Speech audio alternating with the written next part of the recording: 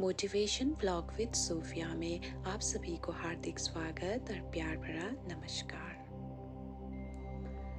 दोस्तों, चाणक्य का नाम लेते ही आपके दिमाग में ये आता होगा कि ज्ञान का कोई बात आने वाली है। बात बिल्कुल सही है दोस्त, लेकिन जहाँ तक मैंने आचार्य चाणक्य के बारे में पढ़ा है, उन्होंने अपनी चाणक्य नीति में जो भी नीतियाँ लिखी है वो जीवन के सत्य पर आधारित है, यानी कि प्रैक्टिकल ज्ञान पर बेस्ड है। तो आइए आज यहाँ उनकी एक नीति की चर्चा करते हैं। अगर आपका कोई अपमान करे तो आप क्या करेंगे? चाणक्य के अनुसार अगर कोई आपका पहली बार अपमान करे और आप कुछ भी ना कहे या उनको सहन कर ले तो उनकी नज़र में आप समझदार इंसान हैं। और अगर वही इंसान दोबारा अपमान करे फिर भी आप अपने गुस्से को कंट्रोल कर लेते हो तो आप महान हैं। लेकिन अगर कोई आपका बार बार अपमान करे और आप कुछ भी ना करे तो आप चाणक्य की नज़र में सबसे बड़ा मूर्ख हो। इसको एक एग्जाम्पल के माध्यम से समझने की कोशिश करते हैं।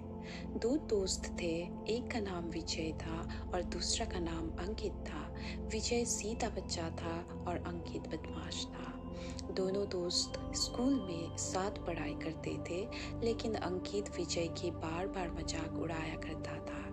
अंकित हमेशा ऐसा कोई भी मौका नहीं छोड़ता जिसमें उसकी बेइज्जती ना हो। अब ऐसा करते करते उनकी स्कूल लाइफ तो खत्म हो गई, लेकिन अंकित का यह स्वभाव उसके साथ ही रह गया। जैसे उसकी नौकरी लगी तो उसने उसको फेसबुक पर सर्च किया। उसको विजय का नंबर मिल गया और उसको मैसेज किया, हेलो लूजर, आजकल तुम कहाँ हो?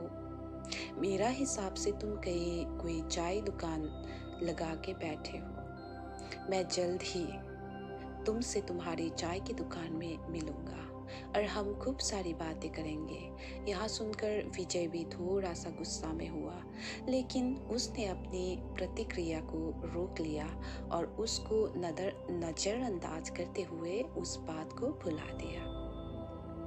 शादी होने के बाद थोड़ा अंकित का आत्मविश्वास बढ़ने लगा। उसने एक बार फिर से विजय को फोन किया कि आजकल तुम कहाँ हो, या ऐसे ही चाय की दुकान चलाकर अपनी जिंदगी बिता दोगे?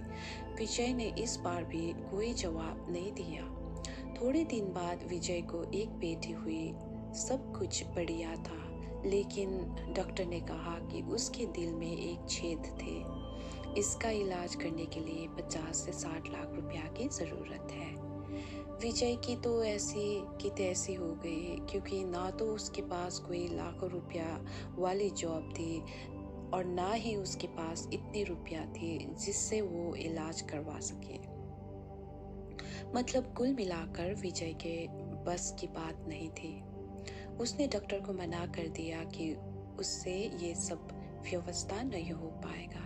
लेकिन अचानक एक दूसरे डॉक्टर ने केस को गंभीर मानते हुए ऑपरेशन फ्री में कर दिया और अंकित को यह सुनकर बहुत खुशी हुई और इंतज़ार करने लगा कि कब ऑपरेशन ख़त्म होगा और कब वह अपने बच्चे एवं उस डॉक्टर से मिल पाएंगे। फाइनली इंतज़ार की घड़ी ख़त्म हुई और डॉक्टर विजय और उनकी बेटी अंकित के सामने आ चुके थे। अंकित की आंखें नम थी और बेटी को लेने के बाद उस डॉक्टर के पैरों में गिर गया। आप समझ सकते हो कि ऐसा क्यों हुआ। जिस डॉक्टर ने ऑपरेशन किया था वहाँ डॉक्टर विजय था, वही जिसका विजय पूरी जिंदगी मजाक उड़ाया करता था। अंकित ने पैरों में गिरकर माफ़ी मांगी क्योंकि वो शर्मिंदा है अपनी हरकतों के ऊपर कि उसने जिस दोस्त की इतनी मजाक उड़ाई है वो आज काबिल है। उसने उस दोस्त की मदद की है जिसने हमेशा उसकी मजाक उड़ाए। उसने कहा कि विजय मुझे माफ़ कर दो, मैं तुम्हारा एहसान कभी नहीं भूल पाऊंगा। लेकिन दोस्तों ऐसा नहीं है, यहाँ मेरा फ़र्ज़ था और दोस्त होने के नाते मैंने तुम्हारे साथ ऐसा किया।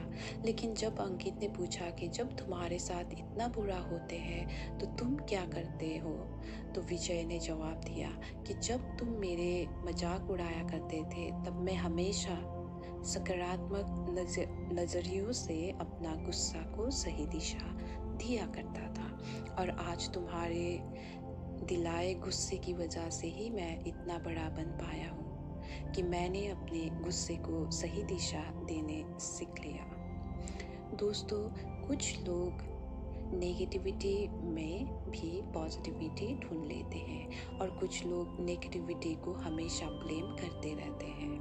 आशा करता हूँ कि आपको इन बातों का मर्म समझ में आया होगा, और अगर चाणक्य नीति को आप अपने जीवन में उतारते हो तो यकीनन आप भी एक दिन उस मुकाम को हासिल कर पाओगे जहाँ पर आप जाना चाहते हैं। अगर आप आचार्य चाणक्य की और भी नीतियों को जानना चाहते हो तो आप मेरे साथ जुड़ सकते हैं, मेरा चैनल को सब्सक्राइब कर सकते हैं। मैं ऐसे ही स्टोरीज लेके आया करूँगी, और अगर आपको ये स्टोरी पसंद आया हो तो सब्सक्राइब कर देना, लाइक कर देना, कमेंट के माध्यम से आप मुझे सुझाव दे सकते हैं।